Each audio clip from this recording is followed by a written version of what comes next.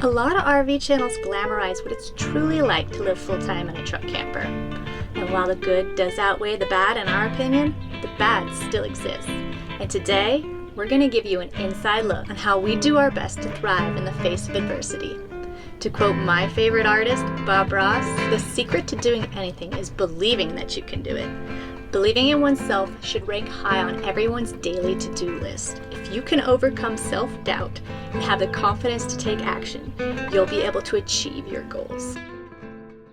Wherever I go, I will always know everything I need is right here with me. It's time to let it all go. So when you own a truck camper, you not only have to do maintenance on the camper, but you have to do maintenance on the truck.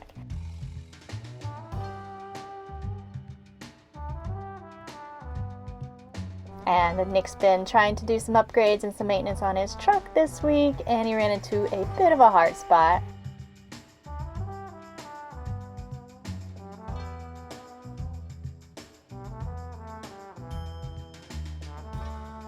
Okay, my friends.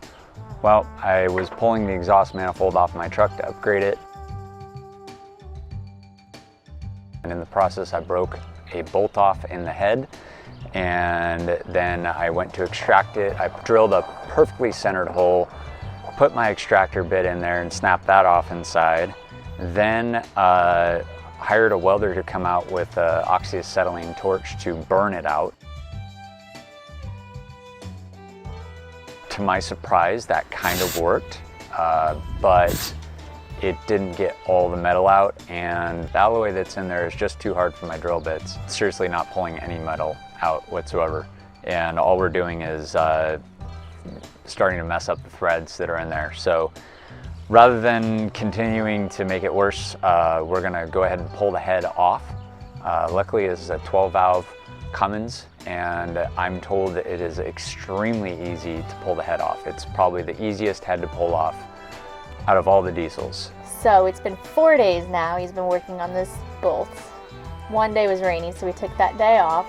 But we're on day 4 now, and he is currently taking the whole head out of his truck to take it down to a machine shop. Hopefully you guys can learn something from my mistakes. We're gonna take the head off and send it into a machine shop, and they're going to repair all the damage I've done, hopefully. And if not, we'll be replacing the whole head. Fingers crossed this works out. This is our last hope.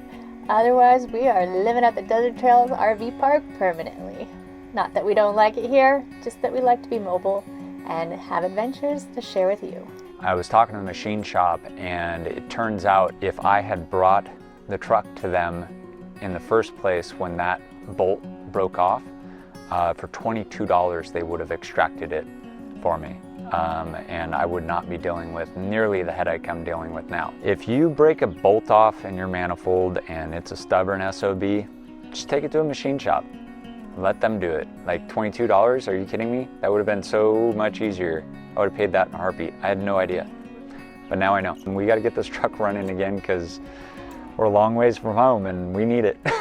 We're parked right next to this awesome skoolie. Wally and his wife Linda offered us a tour, so we're gonna go in and check it out. He just got done building this, like, I don't know, a couple months ago. Wally and Linda Tix from Hastings, Minnesota. It's a 2006. We did all the work ourselves. We got the bus in Florida. How long did it take you to build it? 3 months. Yeah. We got it in December, just right before Christmas, and we were in it and going in March, end of March, April. Yeah. So I started out, built this first cabinet, and then went from there and put in all the drawers and slide outs and countertop, and there's water heater in it. And this is electric as well, or is it propane? That's electric or 12. So you don't have propane on this? We don't have propane. Okay, nice.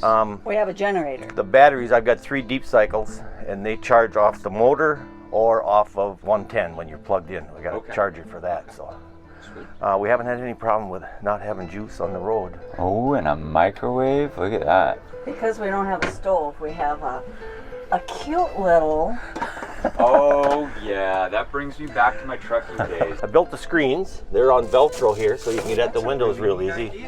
We want comfortable chairs, so Yeah. these are Man, look at those. these are not your average That RV is chairs. really cool. They have a little footstool to them, and they swivel and they lean back, and it's pretty comfortable. And then the table. Actually folds under if you There's need something if you folds need down. to. This is Did you make that? yeah, I made all that. He's a woodworker. And then this, put this all in, and put the beds in sideways, so we could have the stool. If you put a queen size bed in here or a full, you don't have room. The only thing we're really missing is probably a shower, and we got the shower that's 50 feet away too. It's not that big a deal. Air conditioner, my son and I put that in. It's $12,000. It's low profile, so it'll fit in my parking place at home. I've got a shed that this will go in. If it had the higher one, it would not have gone in. You know how you can order a tall toilet? Yeah, you got a shorty? This was already up this much, so we ordered the shorty. It's got a gray water tank underneath for water. And I got 3 of these in here. And so if anything kicks out, you just kick that little breaker back in, you know. This is where the batteries are, and the water tank's down under, and the water tank's underneath inside there. Okay. That's all we use was a sprayer tank with a pump on it. Most people that I run into that are getting skoolies are running a composting toilet.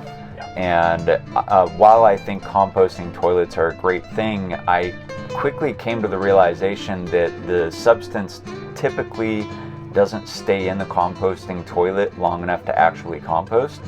So you're oftentimes throwing out partially composted waste, which when it's just 2 people living in a skoolie, a lot of times I think it's better to have a black tank. A lot of you might disagree with me, and I'm totally okay with that. This is just my opinion. I'm not always right. It's easier because there's more places built in. Like there's this huge network of RV dumps around the nation, and it costs very little to dump out your septic tank, and then we have treatment facilities that are designed to properly dispose of your waste. And you can order any tank, any size, and fit it any place underneath this. The other thing is, it all depends on what you're going to do. If you're going to BLM land or something, maybe you want the composting. I thought that was interesting. I was literally just having a conversation with somebody that was building a skoolie about the black tank, and then I noticed Wally had a black tank in his, and I was like, oh, that's a coincidence. Let's go check it out. Thank you, Wally. Thank you, Linda. We really enjoyed this tour. On Friday, I believe it was, we took our head down to Motorworks Machine and asked them to do a full job on that, valve seats, resurface the head, and get the bolt out. And I just called them. It's now Tuesday, and come to find out they haven't touched it. And the reason being is their guy that does the machining on their heads has COVID, and he's on his way to urgent care. So I hope he's okay. I wish him a very speedy recovery. That's not good news. Unfortunately, we can't wait for him to recover. We got to get this truck on the road. So I am in the process of finding another machine shop. Hopefully they can get to it quickly. It's pretty common in this industry to have a long wait on these things, and we just don't have that much time.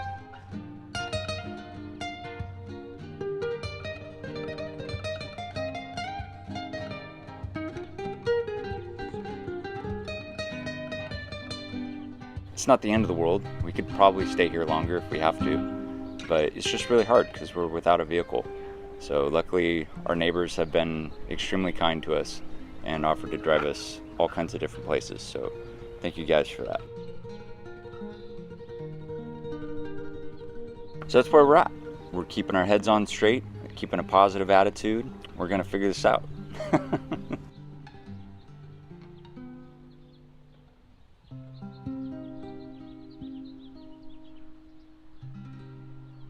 Join us next Tuesday to find out what happens with our truck. Subscribing to our channel and ringing the reminder bell is the best way to know when we release a new episode. We also encourage you to click the like button if you enjoyed today's video, and we look forward to seeing you next Tuesday on another adventure.